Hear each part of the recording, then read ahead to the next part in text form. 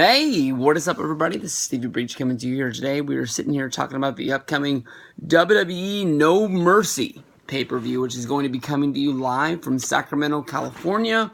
It's not going to be this Sunday, but it's going to be next Sunday. Honestly, I don't know what is opening the new arena downtown, the Golden One Center.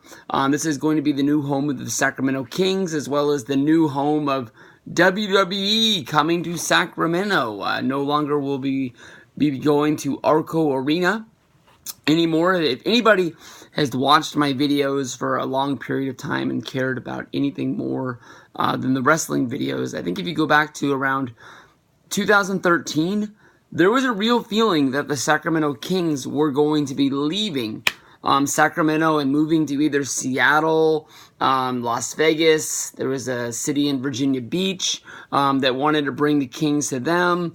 There was a few locations that were really out there, and the strongest rumor was that the Kings were going to be leaving and moving to Seattle, who haven't had a basketball team since the Seattle Supersonics moved and became the Oklahoma Thunder.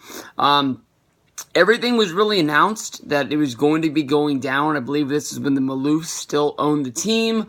They were going to be selling to a businessman from Seattle who basically was going to pack up and move the team. One thing led to another, and that ended up not happening. And Sacramento ended up being able to fund to build a new arena, and WWE is coming to town. The one problem is that anybody who's been watching my videos throughout the summer knows that my life has really hit a snag, and I am not going to be able to attend No Mercy. I will honestly tell you that there's two WWE shows coming to the city of Sacramento in the same month of October. One is the No Mercy show. One is going to be NXT. I don't even know where NXT is going to be. The only thing is that I know that either it's going to happen on a day that I can't get off from work, or it's going to happen on a day that I have my kids, and that right now means more to me than anything else in the world. And missing a wrestling show that's here in Sacramento, although I've missed a house show here and there along the way, but I mean, I haven't missed a main show like a Raw or a SmackDown. Well, that's a lie, because I didn't go to that SmackDown last year. My car broke down in June last summer. So, well, fuck it. I don't know. It's just kind of weird that I'm not going. I will tell you that right now, I have been told by a lot of people that SmackDown is sort of the show to watch. I remember back in 2010, 2011, I really felt like SmackDown was putting on a better show than Monday Night Raw. They sort of had, I don't want to say they had lesser talent. But, you know, if you really like guys like Jeff Hardy, if you like guys like John Morrison, they were able to go out there really with less of a leash. Like, of course, there was a script, but it was known as the wrestling show, and, you know, it didn't have guys like Triple H, Shawn Michaels, you know, a lot of guys telling guys, you know, to sort of turn it down and protect the main event. SmackDown was almost looked at as a show that go out there and bust your ass. So that way you can make the big money by, you know, getting moved over to Monday Night Raw, where then they would sort of forget about you. So many times we saw guys like Morrison. So many times we saw guys like Mr. Kennedy, MVP. You can probably put Matt Hardy on that list. That really became, you know, main event guys for SmackDown. Dolph Ziggler got moved to Raw and forgotten about. I mean, hell, even remember the time that Edge was on Raw after being like the World Heavyweight Champion of SmackDown for so long. He just was a dude. And like, it doesn't make any sense.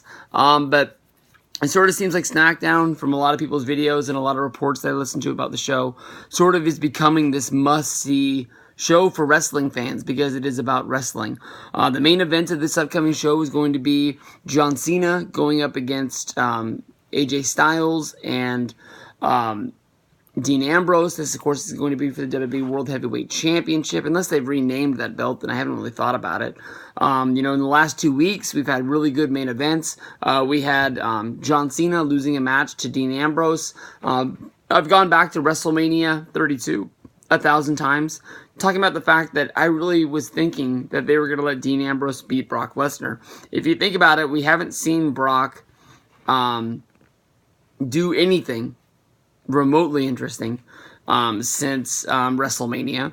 If Brock would have lost the match and put over Dean Ambrose. It easily would have made Dean Ambrose make a more credible champion when he cashed in at Money in the Bank and became the World Heavyweight Champion. And of course, after that, we saw the three-way with him beating Seth Rollins and Roman Reigns, taking the title at Battleground and taking it to SmackDown because of the draft.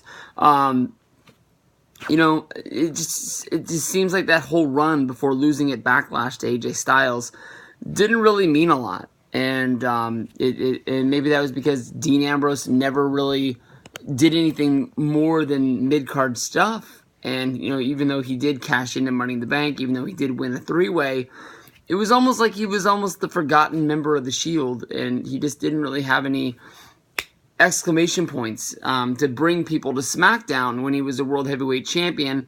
This is a guy who's going to be a must-see guy that you don't want to miss because you never know what he's going to do. And I know Stone Cold Steve Austin on the Stone Cold Steve Austin podcast tried to bring that out of Dean Ambrose, and Dean Ambrose basically said that he didn't want to be Stone Cold Steve Austin. He didn't want to, he didn't want to steal that thunder. He didn't want to go down that road. But, you know, for a couple times in Dean Ambrose's career, you know, when he was doing the whole Dean Ambrose versus Seth Rollins with the Hell in the Cell stuff, before him getting mixed up with Bray Wyatt, it seemed like he was going down that road of becoming a main star. And I think that the road has ended with Dean Ambrose as the World Heavyweight Champion. I think that AJ Styles has taken over that role, and I think he's going to be keeping that belt for a good while. I know that, you know, John Cena has this thing about him where he has 15 World Heavyweight Championship runs. The next one is the big one that ties Ric Flair. It's going to happen sooner than later. I mean, I was really surprised when Cena dropped a television match clean on SmackDown. We've seen him lose matches to guys like Albert. What the fuck was Albert name? Tenzai. Like, Tenzai beat him clean on Raw. And then we've seen other guys debut and get wins like on pay-per-views. But a win on television, you know, is something that's always sort of been protected when you're talking about main stars, especially the guys like John Cena, Hulk Hogan. These things don't really happen. So when Cena lost that match, even though that soon he's going to be leaving to film, you know, season 2 of his, you know, I Want to Be a Marine Fox television show that nobody watched. That's one reason really says Cena doesn't have a shot to win this. Doing another three-way does put Cena into the main event.